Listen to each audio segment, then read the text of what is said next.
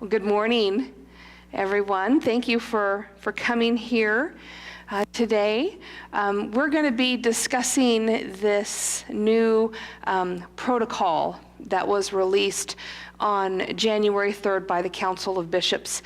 There's been a lot of confusion about it. There's been a lot of misinformation that has been put out there. And so what I wanted to do is give us an opportunity to learn what this is, learn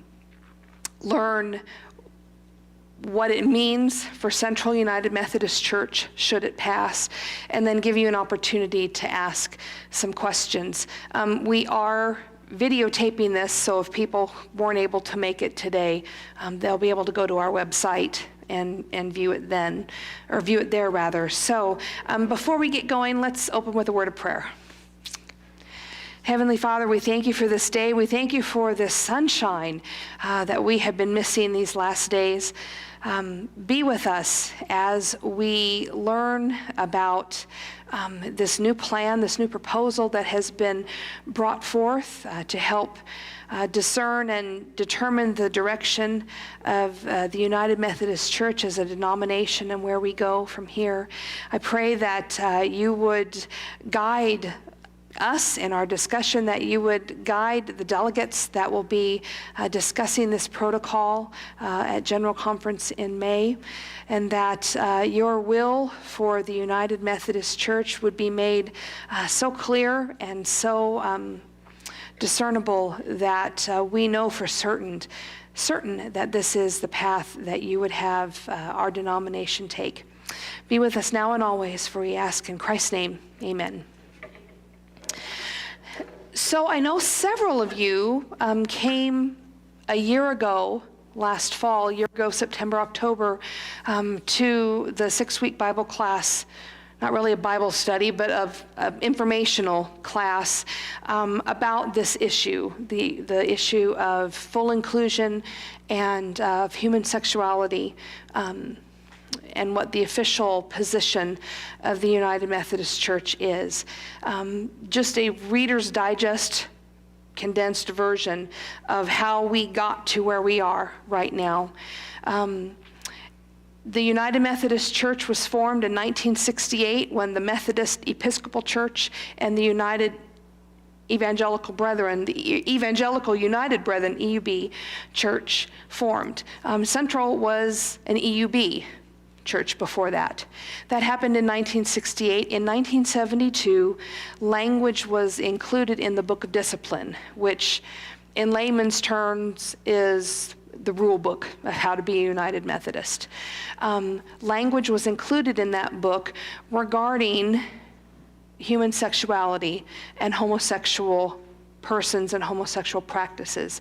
The official language that was added is that while all people are of sacred worth, the practice of homosexuality is incompatible with Christian teaching. That language meant that LGBTQ individuals could not be ordained within the United Methodist Church, and it also prohibited the marriage of same-sex couples in United Methodist churches by United Methodist pastors. So this is not a new issue. We've been fighting and disagreeing about this for almost as long as I've been alive. As we have gone throughout these 48 years, people's ideas have changed, people's interpretation of Scripture has changed. And for the last 12 years, 16 years in particular, there has been a push for full inclusion for LGBTQ individuals within the United Methodist Church. This was a topic at every annual conference, every general conference for many general conferences. And so in February of last year, a special general conference was held to only deal with this issue. And at that conference, the vote was taken to maintain this language within the Book of Discipline and also make it a little bit more restrictive. Until February of last year, a lot of practices in regards to LGBTQ individuals were overlooked. We have ordained elders and deacons within the United Methodist Church that are homosexual. The new language required that if you were a person who was homosexual, or you were a pastor that performed a same-sex union, that you would be brought up on charges, and there would be a church trial regarding your behavior. After that conference was held, there was a lot of controversy. There was feelings that this is not the opinion of at least the North American United Methodist Church. There were accusations of voter fraud, if you can believe that. And so all of that to say, a lot of people were unhappy with the results of the General Conference. Since February, there's been conversations that have been taking place, and there was a bishop from Africa who was very upset that Africa was getting the blame for this decision because, believe it or not, Africa, there are United Methodists within Africa who are for full inclusion. And so he was upset that Africa was getting blamed for all of this. And so he invited a group of people, 5 people from the different opinions on this issue, to meet in Chicago to talk about the future of the United Methodist Church. And Great Plains Conference was represented at that meeting as well. Adam Hamilton from Church of the Resurrection was there. Reverend Mark Holland, who is an elder within our church, but he has gone to an extension ministry and works for Mainstream United Methodist Church, which is the kind of, let everybody do their thing. If you don't want to marry same-sex couples, don't.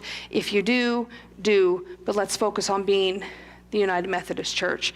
And then Reverend Junius Dotson, who was a pastor in Wichita and is now the General Secretary of Discipleship Ministries. And so we were well represented at that. There were a lot of people. It got whittled down to 3 people representing each side. So traditionalist view of marriage, progressive view of marriage, and kind of the middle road. And so they finally got this down to a group of about 2 people from each position. And this was a discussion. It was a mediation. And in any good mediation, nobody is 100% happy.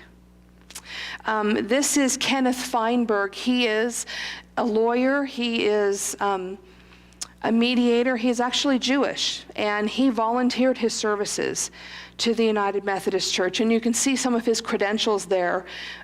He's worked with the controversy over the September 11th Fund, the Agent Orange victim compensation, so he is well versed in mediation. And so the proposal that was shared on January 3rd is what came from those sessions, those mediation sessions.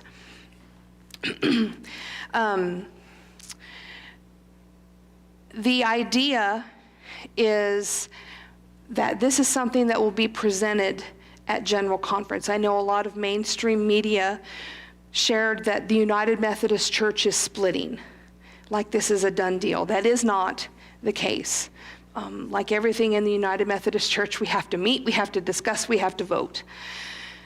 And so, but some of the agreements are that everybody who signed this is going to agree to support it.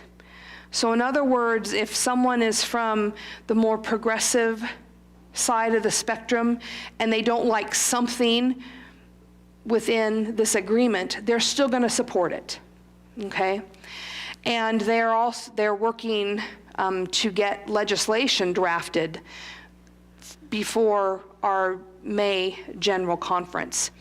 And they are going to work to their best efforts to get everybody within their organization to sign it, or to sign on to this.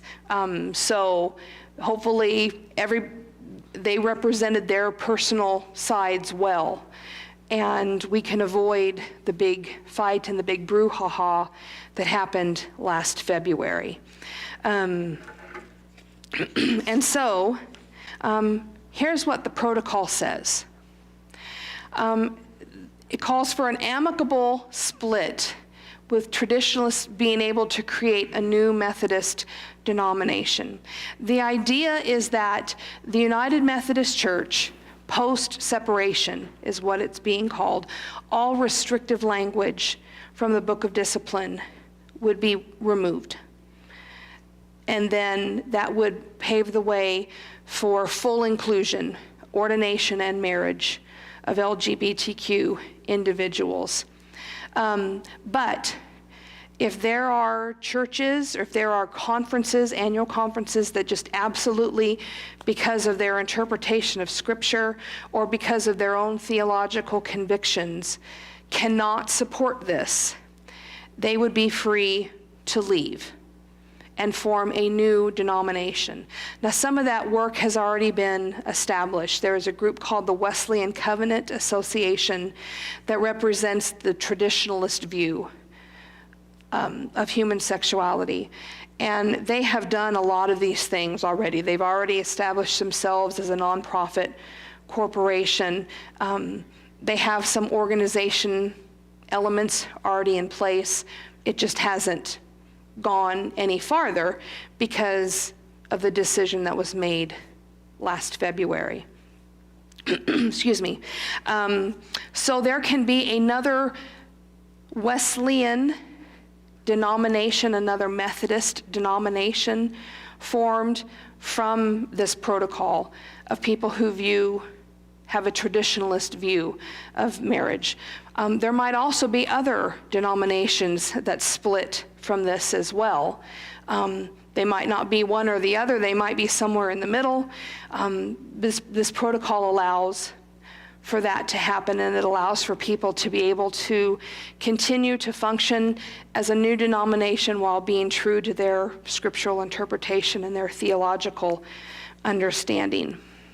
They would be able to leave, and they would be able to leave with their churches. All United Methodist churches do not belong to the church. They are held in trust for the annual conference. And so if a church decides that they want to go away and not be a Methodist church anymore, prior to now, that's fine, they could leave, but that didn't mean they necessarily got to keep using their same building. To use, a cultural term, they would be squatters within their church. Churches that want to leave under this protocol would be allowed to keep their assets, keep their building and their assets, to allow them to get started forming a new denomination or another, whatever they decide that they want to do. Okay, are there any questions so far? Okay.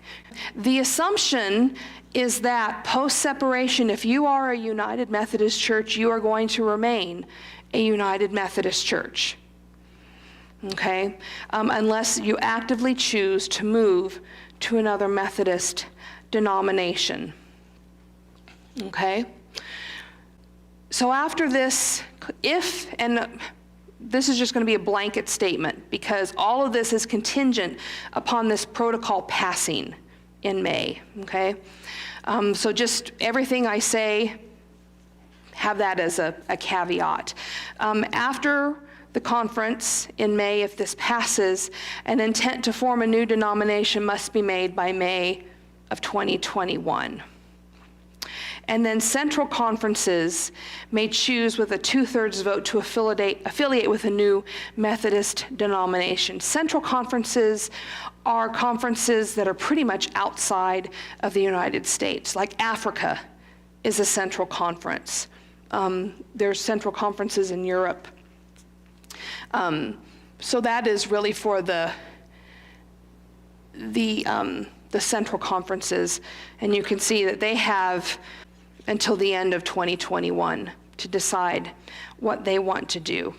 And the reason for that is we need to know where we stand as a denomination. We don't want to drag this out any farther, or any longer rather, than we already have. Okay, so what does this mean for Great Plains, and what does this mean for Central? We're going to work our way down. Annual conferences, I missed a couple of really big important things with the protocol. Churches and conferences that want to form another denomination, I'll just use the Wesleyan Covenant Association for example, they will receive $25 million over 4 years to help them establish their new denomination. They'll have to purchase office space. They'll have to purchase a lot of things to set themselves up as a denomination. So they get $25 million over 4 years. There's also another $2 million, I believe it is, that will be set aside for other denominations to start that don't necessarily want to go with a traditionalist view, okay? So annual conferences then can choose to vote on whether to affiliate with one of the new Methodist denominations. Remember, the assumption is that you will stay United Methodist. If the Great Plains Conference decides that, no, we don't want to do this, we want to go have a more traditionalist view, they can do that. That would take place at annual conference. Probably not ours here that is scheduled for late May, early June, because the Minneapolis meeting only will be over for about 7 days before Great Plains has its annual conference. That's not enough time for us to decide. But a motion can be made on the session floor by 20% vote. So the motion to even discuss leaving the United Methodist Church has to pass with at least 20%. And then the vote to leave the post-separation United Methodist Church, that has to be made by July of 2021, and it requires 57% vote. These percentages, or at least that one, is very specific. If you have a conference that votes 51% to 49%, that's too close to call. So they want it to be not a simple majority, but a percentage of people who want to leave. My crystal ball prediction, and realize that my crystal ball has been broke ever since I got it. I think that the Great Plains Conference will vote to stay in the post-separation United Methodist Church. I could be totally off base. That is kind of my gut instinct. Tasha, you were at annual conference last year. I don't know if you would tend to agree, but realize that we are a divided conference. The farther west you go, in both Kansas and Nebraska, the more conservative people tend to be. But that's not saying we are divided as Central United Methodist Church. We have folks here who feel that the traditionalist opinion is scripturally pure, if you want to put it that way. But anyway, that's what would happen at the annual conference level. So let's say Great Plains Annual Conference votes to remain with the post-separation United Methodist Church, meaning restrictive language is removed, and we would be a fully inclusive denomination. Then that comes down to the local church level. Churches that wish to affiliate differently than your annual conference have to do so by December 31st, 2024. Folks, that's 4 years from now, at least 3. I know many people are very anxious and are concerned, what is Central going to do? What is Central going to do? We're going to chill, is what we're going to do for a little while. Because again, none of this is for certain yet. This is all just presuming that this protocol passes in May. But Great Plains decides it's going to remain post-separation United Methodist. Central decides, and I'm not saying this is where we are, these are just examples. Central says, no, that's not where we are. So we have to make that decision by December 2024. It has to be done in a church conference. And our local church council would decide the threshold for the congregation, whether it's a simple majority or whether it will be voting members present by 67%. Again, if you have a 49 to 51% vote, that's really kind of hard. You're pretty much evenly split. I will use my uncle's church for an example. He is part of what used to be Benton United Methodist Church it's a suburb of Wichita. And they have already left the United Methodist Church. They decided we don't want to mess with this anymore. When they voted on whether to leave the United Methodist Church because they were in favor of a more traditionalist view, it was like 91-6 in favor of leaving. My uncle was one of the 6, but so when you're making a decision like this, it needs to be a pretty big majority of people. So anyway, that is how that would work if local churches decide that they do not want to remain in the post-separation United Methodist Church. And then they would also have to decide, what are we going to do? Are we going to join one of these newly formed Methodist denominations? Are we going to be kind of our own entity and essentially be like a non-denominational? That's what Benton is. They're like Benton Community Church now. And so those are some decisions that would have to be made. If a church decides to leave, they retain their property. And they would have to be held to paragraph 2553 in the Book of Discipline. This is a new paragraph that came out of last February's meeting, and it is a process for local churches who want to disaffiliate with the United Methodist Church to be held to. When my uncle's church left, they didn't just get to leave. They had to pay their remaining mission shares for the previous year, and I believe the next year. So they had to pay all of 2019 and their 2020 mission shares. They also had to pay their unfunded liability for their previous pastors' pensions. Part of my compensation package here at Central is a retirement. The money that you're paying, though, into my retirement isn't being set aside for Amy Seifert's, hopefully someday in the future, retirement. That money is going to pay retired pastors from Central United Methodist who are retired and are needing their pension money. Just like Social Security, basically. Our Social Security isn't paying ours, it's paying our parents and our grandparents' Social Security. It costs Benton a lot of money to leave the United Methodist Church. We're talking 6 figures.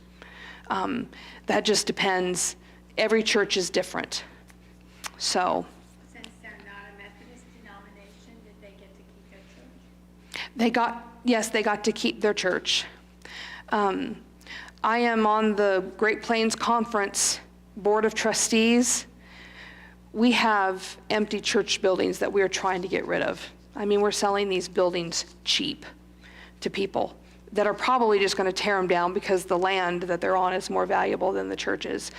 But yes, they did get to keep their property. How much is it going to cost? I mentioned that the new Methodist denomination will get $25 million over 4 years. $2 million additional funds will be held for different denominations that break off after and if this passes. There's also $39 million will be allocated over 8 years to support communities historically marginalized by the sin of racism. And so that was one of those things that was part of the mediation agreement. When you have churches that it's hard to find pastors to appoint to them, they're going to need some additional support. And it's usually in those inner cities and areas where the culture is very different, and they will need that extra support. This is worldwide. This is worldwide. There's been a lot of questions. What's going to happen to all of our agencies? What's going to happen to UMCOR? What's going to happen to all of our retired pastors that, serve faithfully and are depending on their retirements? A lot of those questions have not been answered yet. Those would be details that would have to still be worked out. But the pension plans and everything to take care of our retired clergy, that is going to remain in place regardless of the Methodist denomination.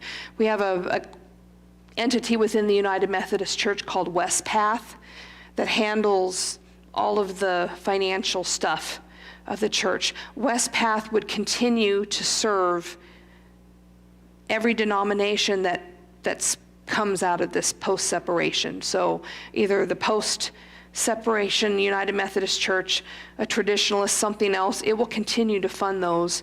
So our former clergy are taken care of. The other thing that is happening right now, as of January 1, the decision back in February meant that if someone filed a complaint against either a gay clergy person or clergy person who had performed a same-sex marriage, that claim had to go through the system. Sometimes it would happen and the bishop of that particular annual conference would just kind of ignore it. The February decision meant that could not happen anymore. And so I don't know of any for sure, but I'm sure that on January 1st, complaints were drafted and turned in to bishops. The bishop of the Mountain Sky area is married to her partner. And so she was kind of the bullseye for a lot of these complaints and stuff that came through. So part of this protocol that was decided is we're not going to do anything about clergy trials, church trials, until this is decided in May. So basically that just means there's not going to be any trials, there's not going to be any complaints followed up upon until we know what's going to happen with this protocol. Okay.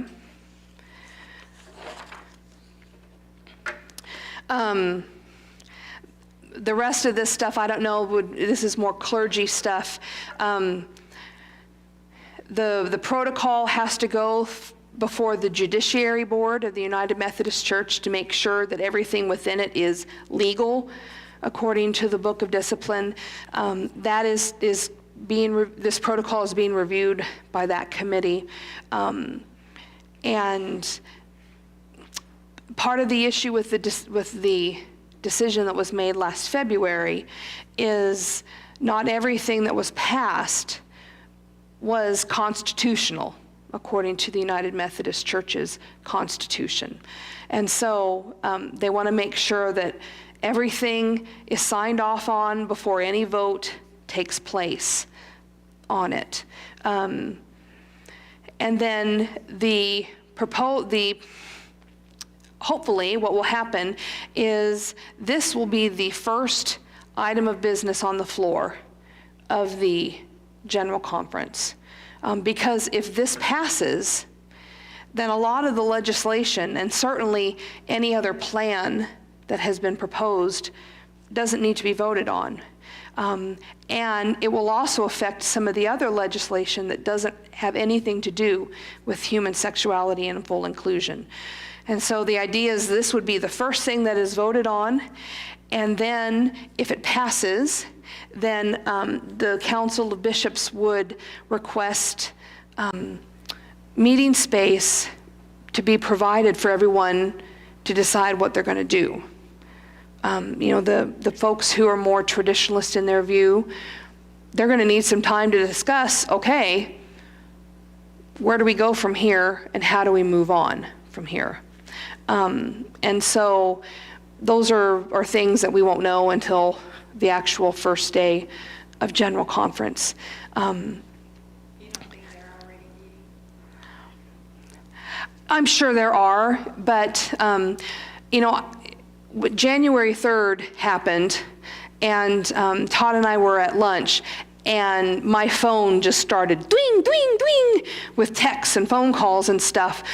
We're splitting. What is Central United Methodist going to do? And my response has been, well, first, we're just going to keep doing what we've been doing, which is growing in our relationship with Christ, developing relationships with people from all walks of life, and building relationships in the Lawrence community. And I've kind of added and beyond. But there are still 862 delegates that can do any number of things to mess this up. So it's definitely not a done deal. Are they meeting and talking? Yes, I'm sure they are. Especially those groups that are worried that if this passes, they can no longer be part of a post-separation United Methodist Church. But the bottom line is, what this means for Central is if this passes, it is presumed that we will remain a United Methodist Church until we say that we don't. And if it comes to that, then our church council will have to have some conversations with everybody as far as what we want, and then we would make a decision if we decide we do not want to remain part of the United Methodist Church. But if we remain part of the United Methodist Church, it means that we are part of a denomination that is fully inclusive. It means that there will be ordination of LGBTQ individuals. It will mean that if someone comes into Central United Methodist, a same-sex couple that wants to get married, we would allow that to happen. I, as a pastor, I have the right to refuse to marry anybody. For me, that does not mean a same-sex couple. That means, oh, you kids are like 18 and 17. You are not ready to be married. That's how usually I determine.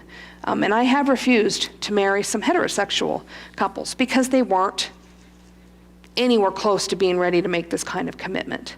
But the Book of Discipline prevents you now from Yes. Yes, right now it prevents me from marrying same-sex couples. At this point in time, I can be honest, that's not where I am personally. But when I took my ordination vows, I knew what the Book of Discipline said. I vowed to uphold the Book of Discipline. And if I break those vows, that speaks to my character than it does anything else. And so that's why I'm not one of these, come on, we're going to come, I'll marry you. That's just, but should all of this pass, I would entertain the idea, as long as I'm convinced that these two individuals are understanding what this commitment that they are making. And if they do, great. If they don't, Tom Brady's 6 blocks that way. 6 blocks that way. I heard that. For those of you that are watching on the tape, my husband just made a snide comment that you didn't hear, but I did, so. Are there any questions? Are you sure you want questions on the tape? Yeah, because people might, It would seem logical and more practical if they just left the wording alone. If they're willing to put $25 million into another denomination, as it were, then do the denomination and let them write up the rules the way they want them. yes. The question was, what about the prohibitive language in the Book of Discipline? If someone, and make sure I'm understanding your correction, if a group wants to go and form their own denomination, wouldn't they come up with their own rules? Yeah, leave it the way it is right now. And if somebody wants something different, let them write theirs and go somewhere else to get $25 million to set up your own church. Yes, and that is what will happen. But for those that are staying in the United Methodist Church that are in favor of full inclusion, as long as that restrictive language remains within the Book of Discipline that we follow, it has to change as well. So, yes, 25 million is for new denominations, like let's say the Wesleyan Covenant Church would start. Yes. It's a pool of money. Yes, it is. Any idea for what percentage that is of actual assets within the Methodist Church? I do not know what the percentage of how that will affect the assets of the, I mean, where's the 25 million coming from? No, how much is the Methodist Church actually worth compared to what you're giving to them? Got it.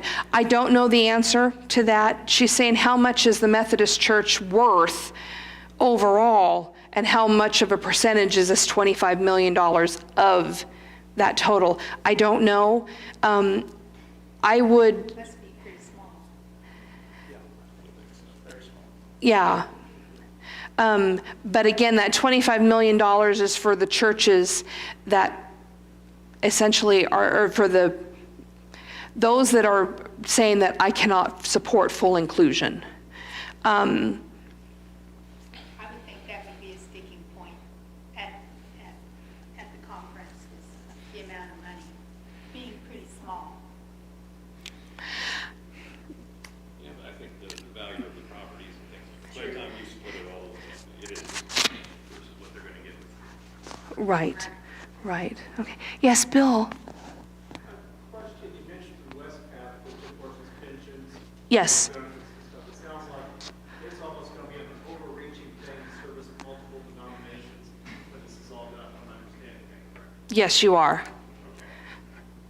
Now, with the civic homes thing, and you may be too young to remember that case, but we got out of a heck of a lot of stuff that the Methodists used to do because of the lawsuit in California that we all paid off. And so we don't put our name on a lot of institutions that we support as a denomination. But I believe there's still an awful lot of institutions that have where the annual conferences, maybe board members or whatever of institutions that we traditionally have supported, which would include colleges, universities, healthcare institutions, et cetera. Has that been addressed at all? Have you seen anything come down on all those kind of issues? Okay, let me repeat the question for the videotape. The question is, we have a lot of organizations that don't necessarily have the United Methodist Church on their door or whatever, but we do support them because we have board members, we have annual conferences to support different entities, and has the future of those organizations been discussed? No, that has not been discussed yet. Because I'm thinking even in Kansas, we have a number of traditional Methodist colleges that we support. It goes on and on and on. I'm just trying to, something that's toward the end that's going to make a huge difference. Those organizations, camps, just everything. Yes, yes. That's kind of one of those crystal ball questions, yeah. And so I'm sorry that I don't have an answer. There's a lot of things that have not been worked out. Right now, they're just trying to end this 48-year discussion. And so those are things that I think are either going to have to be worked out either on the national church level or within annual conferences. Yes, Mike. So this is just a what if, since the non-traditionalists are actually changing the book of discipline, it may be a good time to change the name of the church because it's no longer United Methodist historically. Maybe it should just change the name to Methodist Church. It's really not following the history of the United Methodist through the Brethren, you know, how it broke down over many Right. hundreds of years. Right. Just a thought, not yeah. a question, just a comment. There's going to be a lot of fallout from this. And so, right. And if I understand correctly, the EUB Church was always a little more liberal in their theology regarding human sexuality. And when we came together in 1968, there wasn't anything about human sexuality. It started in 1972. So, yes, Bill. And the other issue with the EUBs, the bishops weren't as strong as they are in the United Methodist because they were term limited. And I actually think when we merged, we would have been ahead to have done that, where a bishop served 8 years and then came back and became a local pastor. Mm-hmm. And I came out of the Methodist tradition, not the EUB, but I think they had it right, and we didn't. Right. So, again, a lot of unknowns, a lot of things. But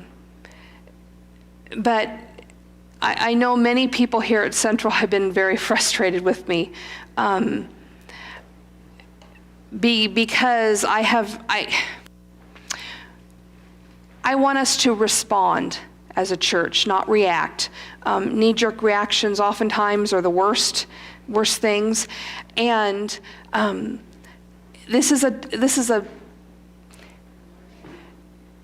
it's a delicate issue in the fact that, you know, we've spent this 45 minutes, and we'll have to wrap it up, this 45 minutes talking about organizations. But when it comes to the local church, we're talking about people.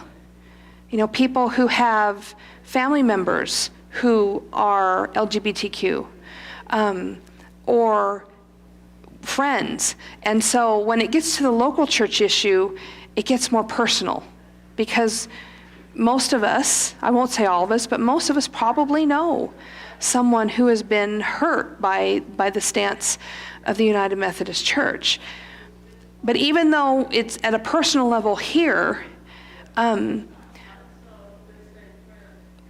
we're called to serve this community. We're called to make disciples for the transformation of the world. We have our vision statement of how to do that. And that's what my objective is. Not that I don't care about this issue, because I do. But we have a job to do. And if we get so anxious and wrapped up in this one issue, that we become stagnant, we're failing in our job. So, I have times like this. We had the class last fall. We'll continue to have some conversations. But I don't want this to distract us from what we are called to do. So we went over by like 20 minutes. Sorry about that. If you have more questions, I can't meet with you today. We have church council after church, but please call me, drop me an email. I can meet you for coffee. I can meet you somewhere, and we can discuss more of this and more of your concerns. Okay? All right. Thank you for coming, and spread the word. We're just going to keep plugging along, doing what we're supposed to do.